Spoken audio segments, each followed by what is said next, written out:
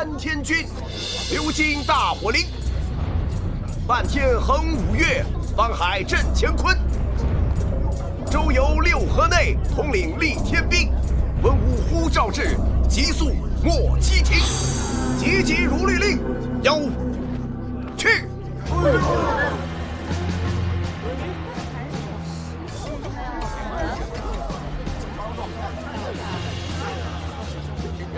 妖去！妖道休得装神弄鬼！看刀！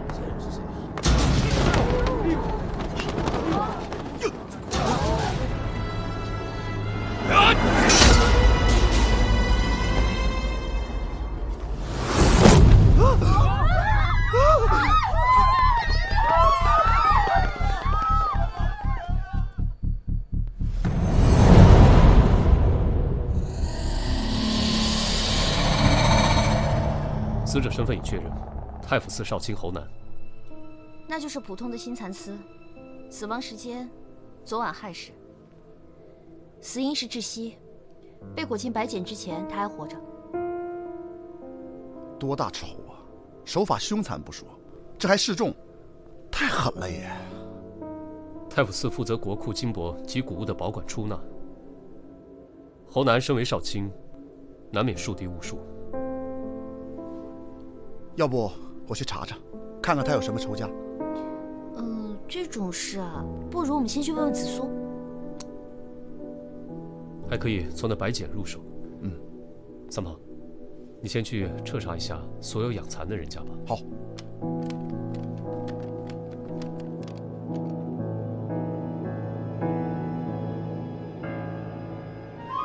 你这是疯了是吧？我错了！错了值几个钱啊？你给老娘站住！看我今天不弄死你！我让你站住，听见没有？啊！行啊你，老娘平时待你也不薄，你这是偷到老娘头上来了！哎，怎么能说偷呢？其实呢，我只是想早起帮你打扫一下房间，一想到你房间里面整整齐齐的样子，我就好激动啊！然后我就不小心一激动就打翻了你的这个盒子。我让你进我房间了吗？啊！无事献殷勤，非奸即盗。掌柜的，早上没人采买吗？没肉了，咱们买了呀，我亲自订的。哦，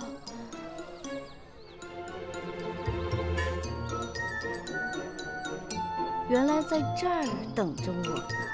这事儿不是你想的那样，我只是想单纯报答你对我的知遇之恩。不说是吧？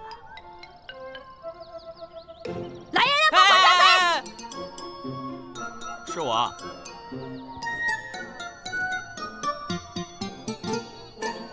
店里全天的供应量，全被你一个人吃了？怎么可能？哪吃得下呀？我只是用那些肉炖了一锅肉汤，炖了整整一宿，再用那些肉汤下了面条，特别入味。早起就得这么吃，才对得起自己的勤劳。那肉呢？都熬成汤渣，我给倒了。不过锅子我刷得非常干净，你就不必夸我勤劳了。哎，大人别打脸，我靠脸吃饭的。等等，这些首饰我给你修。我这些首饰那都是金丝银线穿的，你能修啊？别说金丝银线了，就是水丝火线我也能修好。你说的？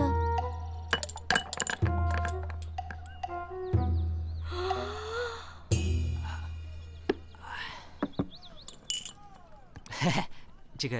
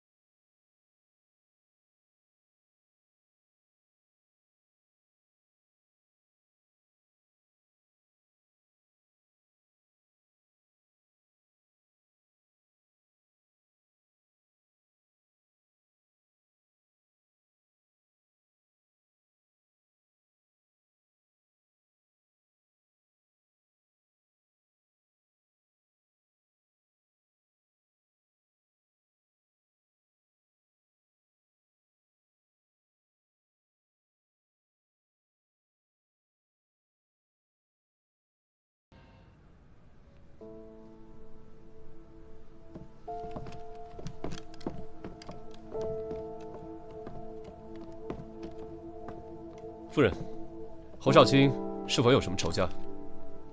仇家，或是政敌？这些事，主人从不说与我听的。萨摩，你过来看。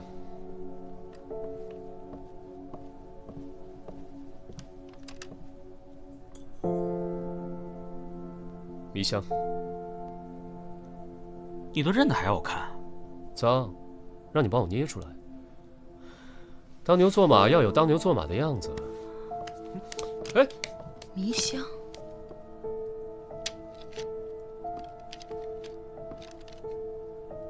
这香炉谁负责的？崔西，府里的大丫鬟。官人的意思是，她？不可能的。崔西在府上一直乖巧本分。她现在在何处？去，叫崔西过来。是。夫人是何时发现侯少卿失踪的？今晨发现的。他昨晚彻夜未归，夫人没有察觉吗？我家主人操心政务，常在书房里过夜的。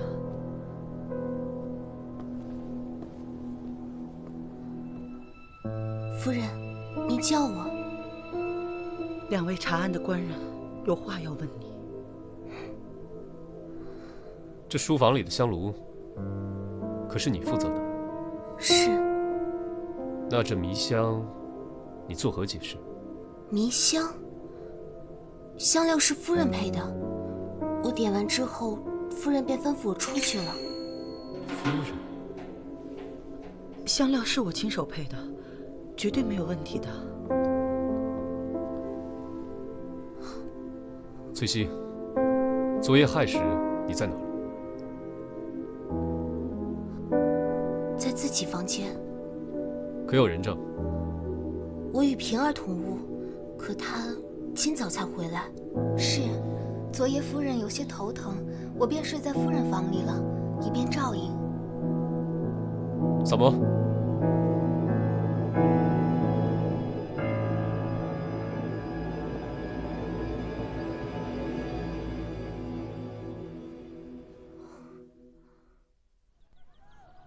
那个丫头戴的就是这种簪子，比侯夫人的还贵。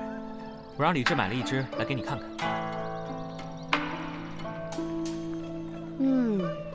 不错，可以。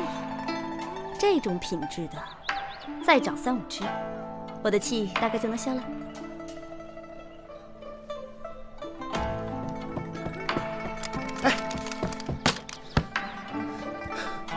你们，怎么了？老大，你们知不知道，这个蚕啊，从卵长成茧需要多久哦1个月。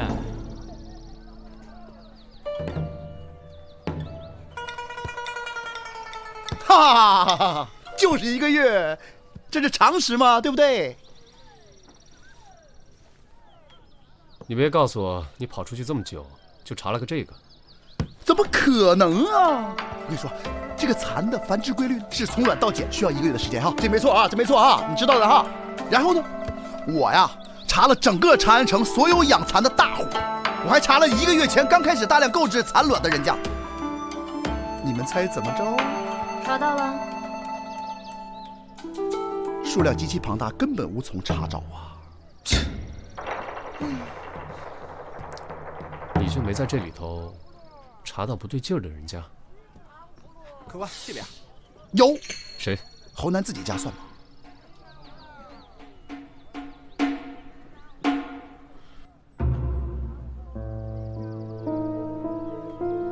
侯夫人，您家1个月前开始大量饲养蚕，敢问是何原因？什么意思啊？你们这是怀疑我吗？不错，我们有理由相信侯少卿同府上的大丫鬟崔西有着不同寻常的亲密关系。你发现之后心生妒火，便起意杀人嫁祸。证据呢？你只需交代府上蚕丝的去处即可。那些蚕丝都在崔西的身上。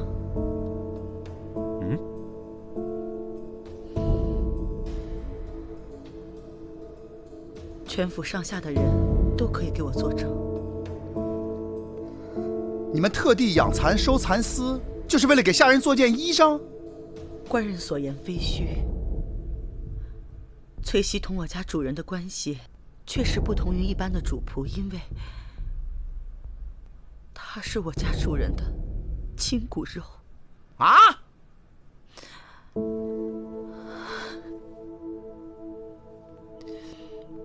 崔西是我们主人的私生女，那已是我进侯府之前的事了。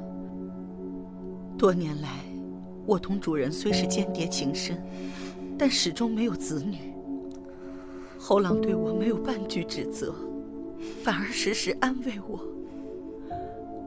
在我得知主人有此一女后，便决意要帮侯郎把骨肉寻回。哪知这孩子今早已身陷烟花之地。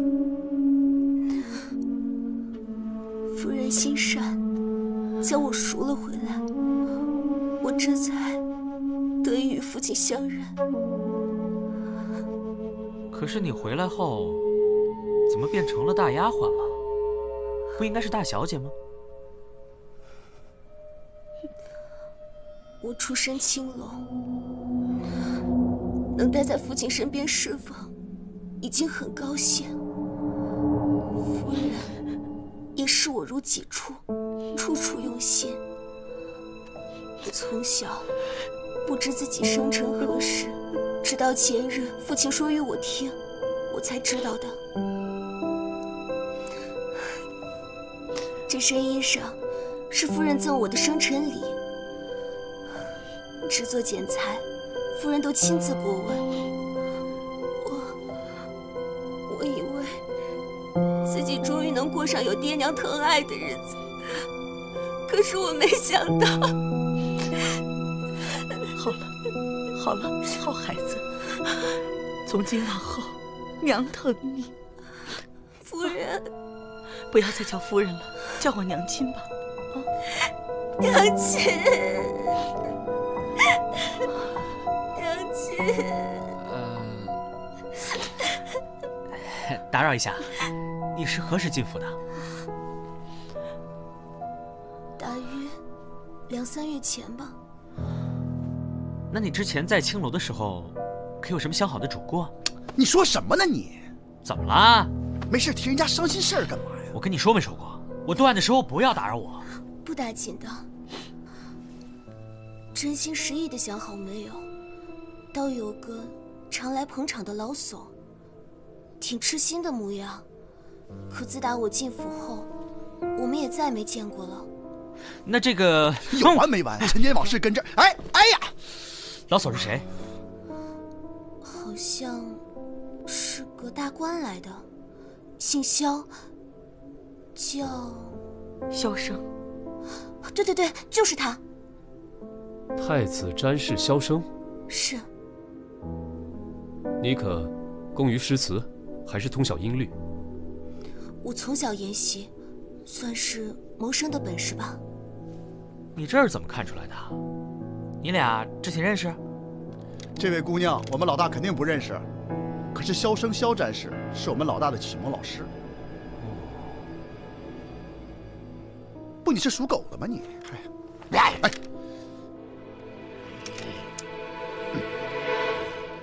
眼下北方边境失利，百姓饱受战火荼毒。二位以为此事当如何处理呀？萧某以为应以民生为重，主动出击，驱除外敌。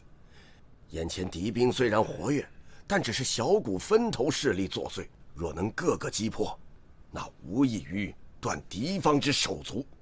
萧公言之有理，敌方虽然大胜，却也是元气大损，正骄且躁，而我军恢复速度远快于敌方，此时出兵快攻，当是良机呀。二位大人一向都是主战派，可是此种战法需要我军精兵能稳定发挥实力。现在是新帅带兵，士气如何尚不可知。他若贸然出战，恐怕是要吃亏呀。只怕假以时日，敌方亦已养精蓄锐，更加难以对付了。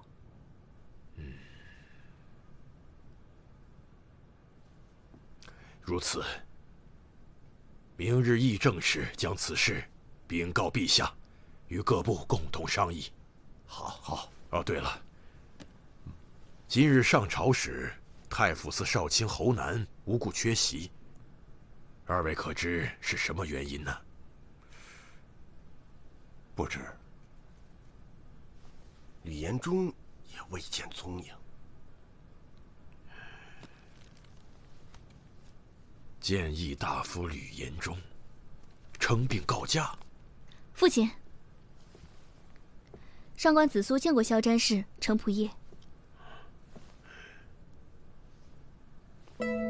什么？我等先行告退。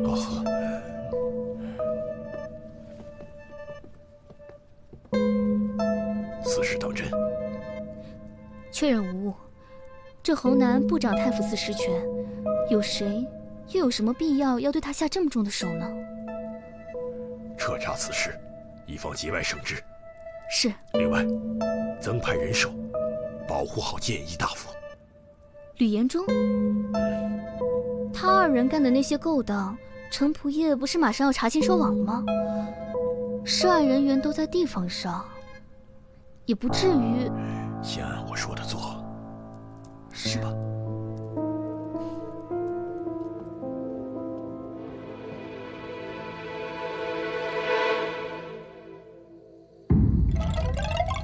主人，主人，你死得好惨呐！快禀告夫人，快啊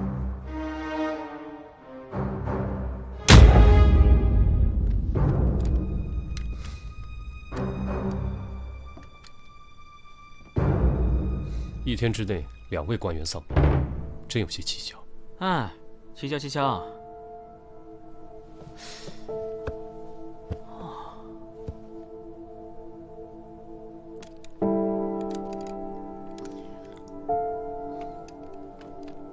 你干嘛呢？我看这些蜡烛，剩这么多烛油，我拿回去熔一熔，能做出好多根新烛来。再说了，咱们自己用不完，我还可以拿出去卖，又可以赚一笔钱。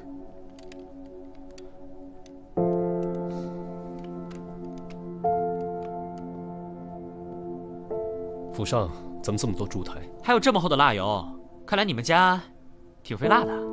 啊，禀官人，我家主人视力不大好，白天倒是没什么，就是入了夜不行，晚上不多点些灯的话，一点都看不清楚。这吕延忠身居要职。啊，要职？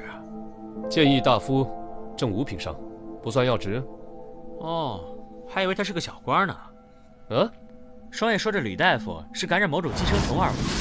寄生虫这种东西嘛，吃了不干净的食物，沾了不干净的水，才有可能染来的。不是的，主人恐怕是被萤火虫给咬了。啊？萤火虫？哦，主人生病初期向我们提过，有一晚主人他刚睡下，就听见有人敲门，他去开门却不见人，回屋就被萤火虫给咬了。这萤火虫不咬人的吧？怎么了？这2起案子没准真有关联。怎么说？如果这个凶手是精通于蚊虫饲养之道的人，就可以通过人为操作，令这个受害者感染寄生虫。饲养蚊虫是有这样的人，不是操蛊，而是这些人研究蚊虫的习性，利用他们的本能引导他们。有研究精深者甚至可以催熟他们，比如说他们可以加快蚕的生长进程，令蚕卵7天内长成茧。你去找四娘，问问她听没听说过城里有这种人。怎么这么会指使人？那你呢？我回一趟大理寺，查查2个受害人之间到底有没有联系。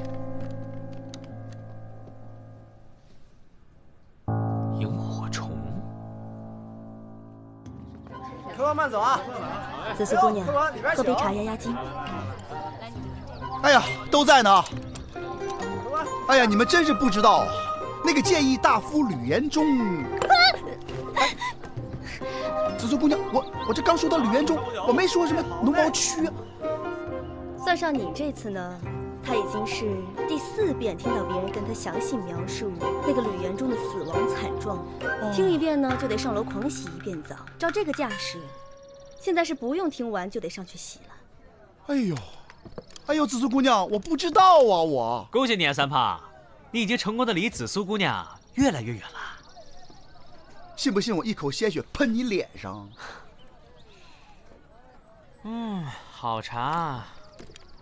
久等了，有头绪了。紫苏已经跟我们说过了。紫苏，他跟你们说什么了？紫苏说，有一个姓程的大官早就暗中调查侯南和吕延忠在地方联合售卖官职的事情。尚书左仆射程同。对，他还说，买官的人早就已经被刑部派人监视了。与此案相关的买官者都在地方上，基本可以肯定这2个案子与那些人没什么关系。三炮啊，你那边有什么消息吗？我去崔西崔姑娘原来的地方问过了，这个萧生萧战士确实常去捧场，而且到现在都是。什么意思？现在顶替崔西姑娘的呀，是一个家道中落的大户女子，她的才情比崔西姑娘可不知高了多少，很得萧战士欢喜。萧战士虽然年事已高，只是因为嗜爱诗词音律，所以对这些有学识的女子啊，他都是赏识怜爱。不过呢，都没有肌肤之亲。哎呀，哦对，这个崔西崔姑娘啊，她能够通过侯夫人跟她的父亲相认，好像暗中也是得到了萧战士的帮助。不过崔西本人并不知情。同我料想的差不多。说的那么好听，到头来还不是个见异思迁的老色鬼。用你评头论足吗？我让你问的是问了吗？问你话呢？哎，好了好了，问了，但是我确实不知道什么养虫的事。不要紧。你刚进门时说有头绪了，有什么新的进展吗？我们基本可以锁定嫌犯了。真的？在吕延忠患病期间，他们家有个小厮失踪了，而且这个人就是吕延忠看到萤火虫那晚的守夜小厮。那这么说，这个虫子就是他放的喽？他畏罪潜逃了？有可能。前段时间吕家人心惶惶，一直没人注意到少了个人。吕家的小厮，不是说是连环案件吗？那他跟侯南能有什么关系呢？暂时还不清楚。三炮，啊，你去把这个小厮给我查出来。紫苏姑娘，我再也不提吕延忠了啊！你再跟我去一趟吕家。凭什么？我不去。凭你是我花钱雇的牛马。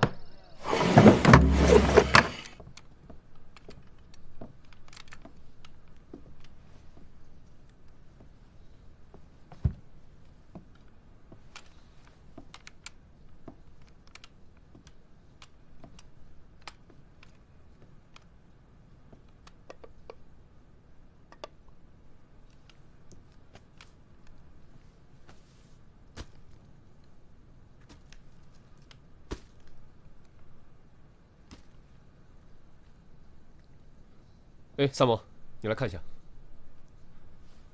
这竹笼编得好细致啊，你可以拿去卖个好价钱。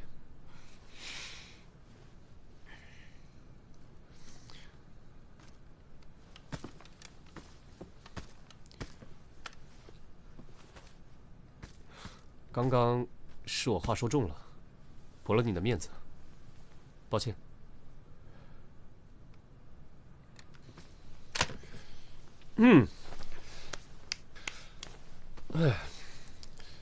哎，我听说丰泰阁请了个新厨子，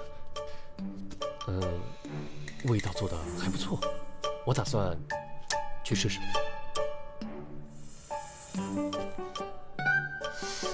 刚刚怎么好像听到有人跟我说话？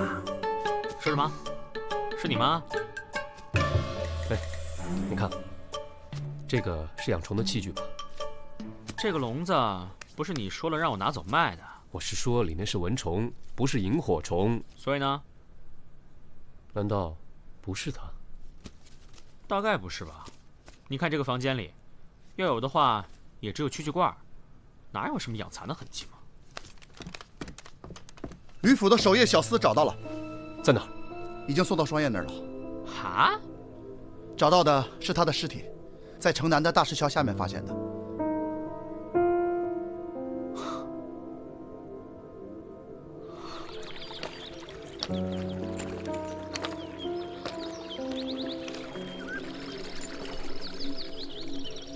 那小厮是淹死的，脸朝下泡在水里，大概就是淹死的吧。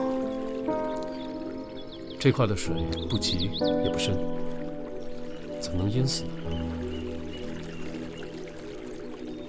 淹死倒不奇怪，奇怪的是，现在这个季节，这河里的水怎么会这么少呢？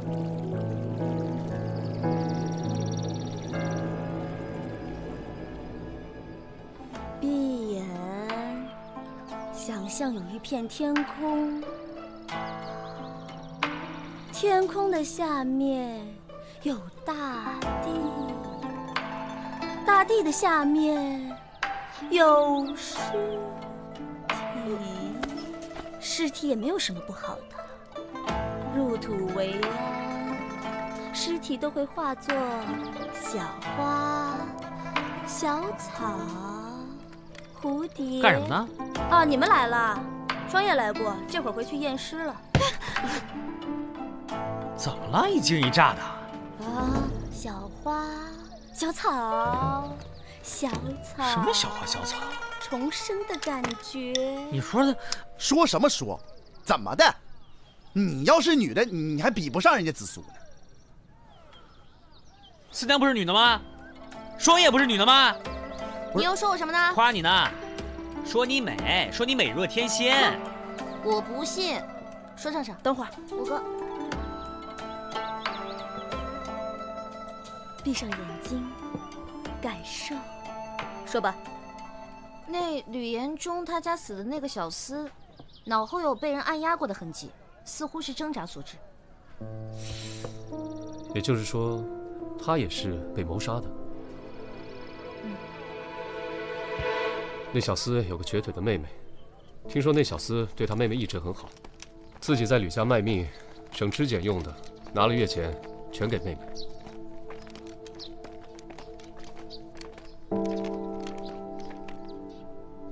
你可知道你哥哥近日是否曾与人结怨？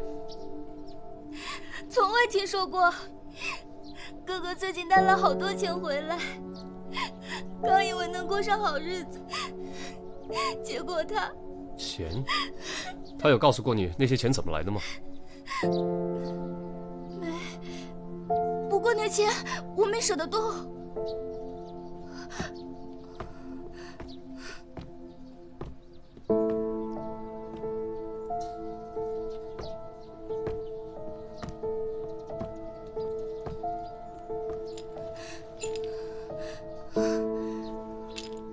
哎，这钱袋看着好眼熟啊！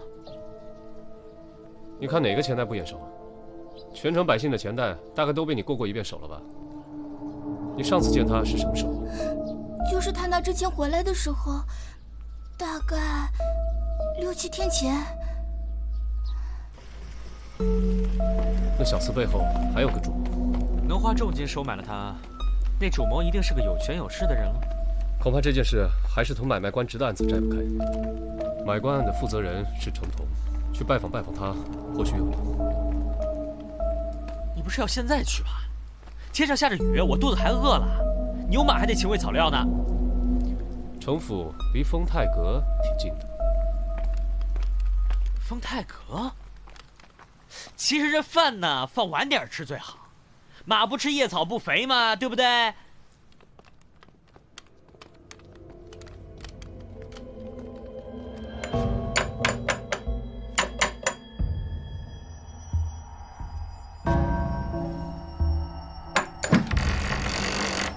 二位官人有何贵干？大理寺少卿李治，同程仆爷有话说。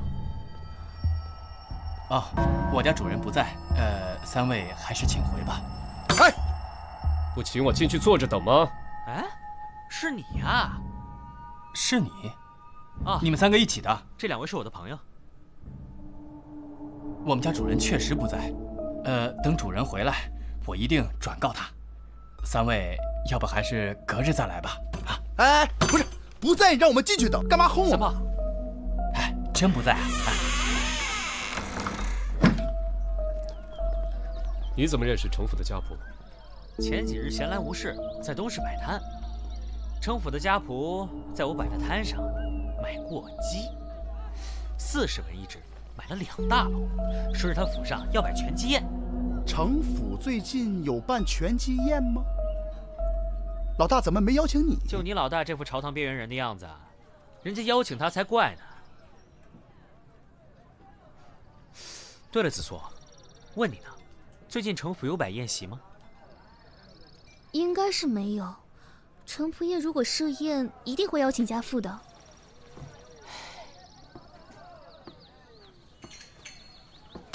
那就很清楚了。现在案情已经大致可以确定了，凶手就是那个程鬼，你们可以去抓人了。程同可是朝廷重臣，这种事情没有十足的把握，可绝不能轻举妄动。养蚕的人都知道，蚕很脆弱，不能直接拿手拨弄它，需要用到毛笔、毛刷，而金绒毛做成的毛笔最为柔软。程府的家仆在我手上买了那么多只鸡，说是为了摆全鸡宴，但他府上近期又并没有宴请，所以买这么多只鸡，就不是为了吃，很可能是为了鸡毛。仅在我手上就买了2大笼鸡，因此可以推断，程官人家里应当是养了不少蚕。包裹侯少卿的蚕丝，应该就是这样来的。而且我没记错的话，我摆摊卖鸡，正是在7、8日前。7、8日前，伽罗虫师他们饲养的蚕，出茧的时间可大大缩短，而且蚕丝也比普通的蚕丝更为坚韧。也正因如此，蚕本身才更脆弱，需要用到最柔软的鸡绒毛笔。普通养蚕是不会用到这个的。伽罗虫师，你刚刚所说的都只是推论，程同与我们的案件并没有直接联系。有的，程家家仆买鸡时用的那个钱袋，此时正在吕家那惨死小厮的妹妹手里。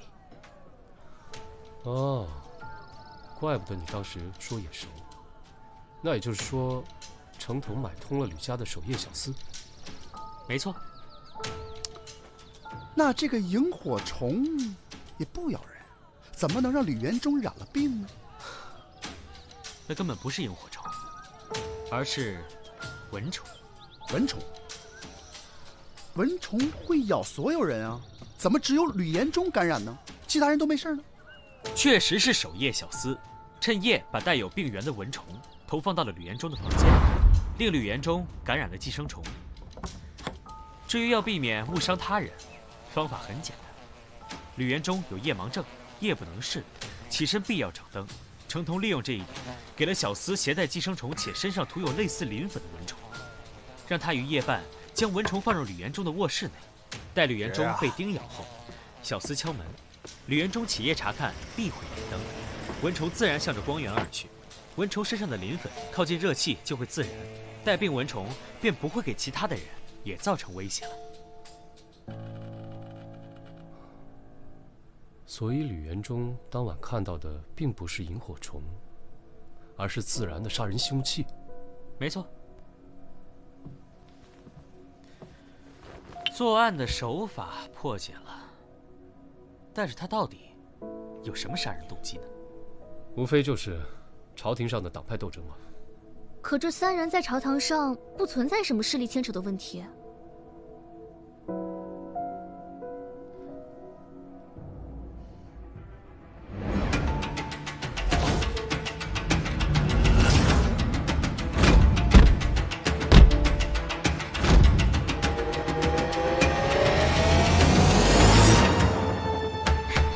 我知道了，程同的独子程孝和于1个月前在北部边境战事中战死，侯南和吕延忠都是在那一役中立主战的。哦，他这么做是为儿子报仇。子硕，当时就这么2个人主战吗？还有一个人，萧城官人也是在那一役中立主战的，不过他平日与程通关系挺近，或许是这个程通才放过了他。不好说，你们最好还是去萧家查看一下才好。我们分头行动，萨摩三炮和紫苏去找萧战士，我先去城府捉拿程通，一会儿跟你们会合。好。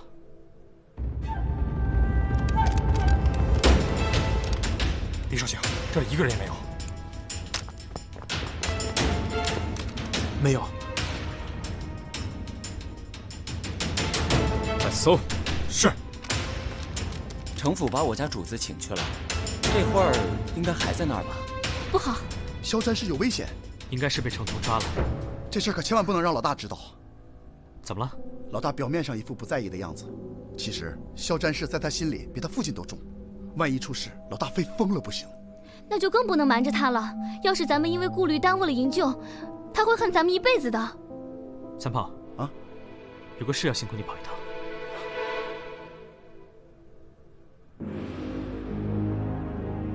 程仆夜，侯南吕延忠结党营私、买卖官职一事，你都查清了？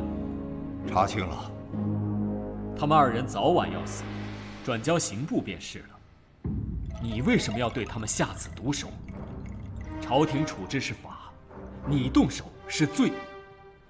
这一点，你不清楚吗？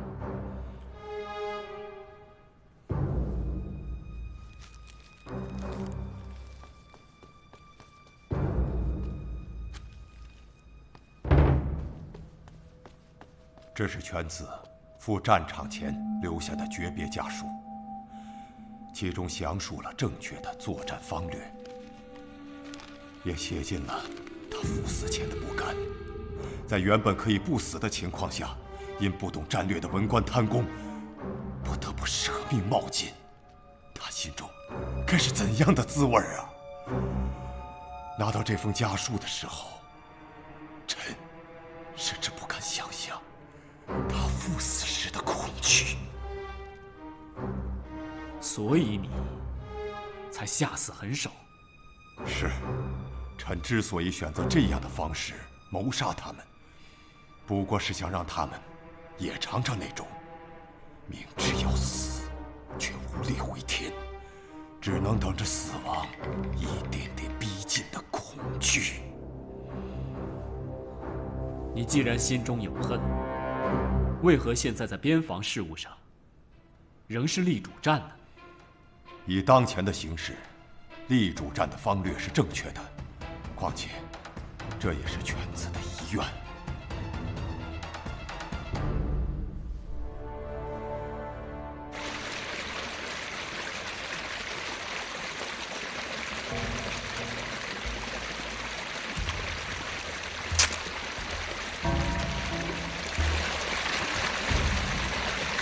怪不得小河里的水少，水被人引走了。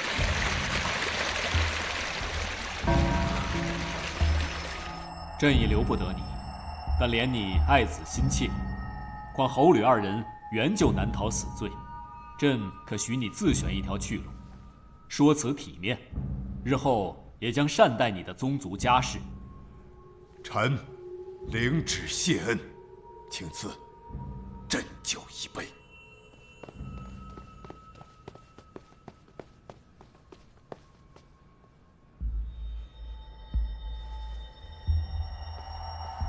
启禀陛下，大理寺报，太子詹事萧生失踪。什么？你往日挚友也不放过吗？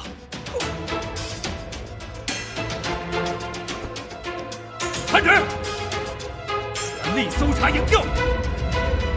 府里一定有夹层，搜到买鸡的那个仆人，才能找到萧詹事的下落。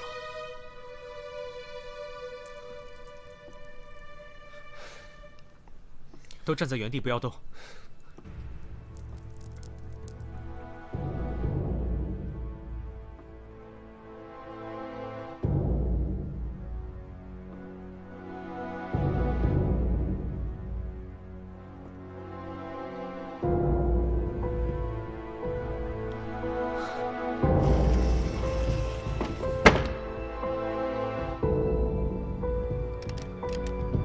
肖战士在哪？怎么问得这么直接？你不想从杀人动机听起吗？你少给我拖延时间！你现在说出来，若能救下肖战士，就可以免你死罪。哼，你以为我怕死吗？在我眼里，我早就同公子一起战死沙场了。我从小跟随公子长大，也习得一身武艺。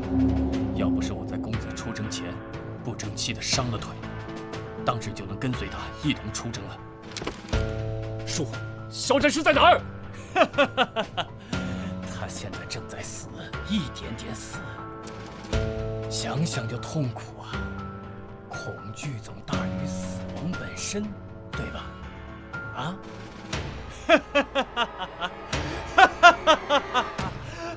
你们是不是打算把肖战士淹死？你怎么知道的？那日在门口见到你，你裤脚全是水，地上也是湿漉漉的一片，可外面并没有下雨。再加上程同惯用慢慢折磨人的杀人手法，可以猜到你当时是在试着控制水量，好知道放多少水才能达到一点点淹死肖战士的效果。估计再说上2句话，他就该死透了。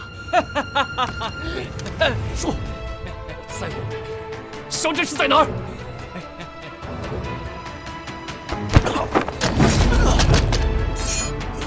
他在哪儿？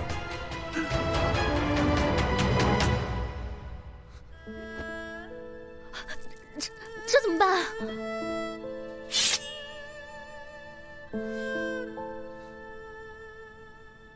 咱们进到这个密室以来，仆人一直坐在这里。他为什么要坐在这里？他为什么要坐在这里？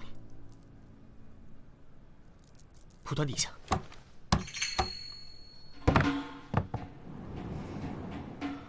在这儿。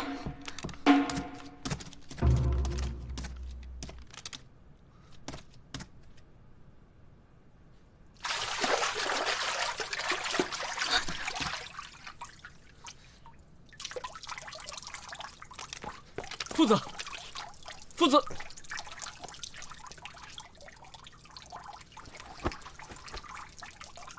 这水这么浅，那家仆不是说……我之前嘱咐三炮去找大木板，把出水口挡住了。虽然不能完全挡住水，但却能大大降低输水量。喏，你看那。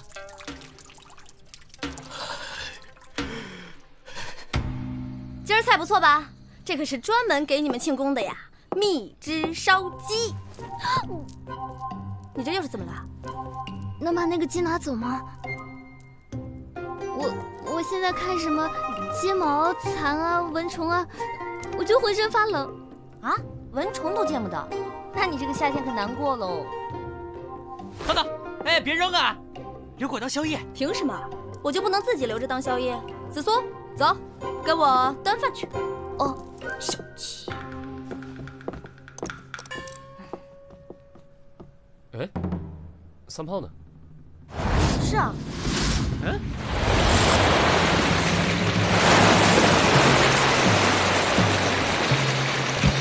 你们到底在干嘛？